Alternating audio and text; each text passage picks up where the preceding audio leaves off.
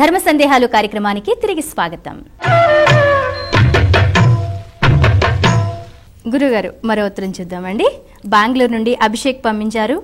భోగి పండుగ రోజున ఆరాధించాల్సిన దైవం ఎవరు? ఈ రోజున ఏ నైవేద్యాలు అర్పించాలి? భోగి పండుగ నాడు మొట్టమొదట సూర్యుడిని ఆరాధించాలి.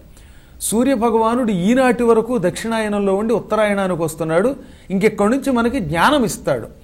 జ్ఞాపక శక్తి పెరగాలంటే భోగినాడు సూర్య భగవానుడిని ప్రత్యేకంగా పూజించాలి అని మెత్తగా ఉండేటటువంటి పదార్థాలు ఏమైనా వండి భోగి పండుగలో మనం స్నానానంతరం ఎదురుగుండా మంట వేసు కూర్చుని లోపలికి వెళ్ళిన తర్వాత అప్పుడు పాయసం కానీ ఆవు పాల కోవా కానీ ఇటువంటి ఏవైనా కొంచెం తీయగా ఉండేవి, కొంచెం మెత్తగా ఉండే పదార్థాలు సూర్యుడికి నివేదన చేసి అష్టోత్తర శతనామాలు కానీ లేదా ఆదిత్య హృదయం కానీ వీటిని చదివి సూర్యభగవానుడిని ఆరాధిస్తే సంవత్సరం పాటు గొప్ప జ్ఞాపక శక్తి ఉంటుంది అని మంత్రశాస్త్రం చెబుతోంది.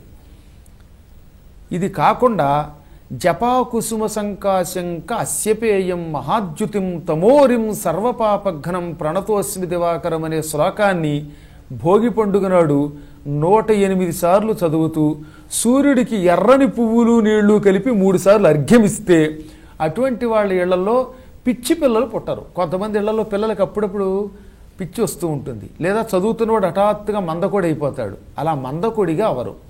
భార్యాభర్తలిద్దరూ కలిసి ఈ శ్లోకాన్ని 108 సార్లు చదివితే భార్యాభర్తలిద్దరికీ మధ్యలో ఏ విధమైన అనారోగ్యము రాదు, భవిష్యత్తులో వీళ్ళకి కొట్లాట్లు కూడా ఉండవు. ఏమైనా భోగినాడు సూర్యుడిని ఇలా ఆరాధించాలి. ఆ తర్వాత ఏం చెప్పారు? దత్తాత్రేయుడిని ఆరాధిస్తే మంచి గురు పూజ చేసిన పుణ్యం వస్తుంది.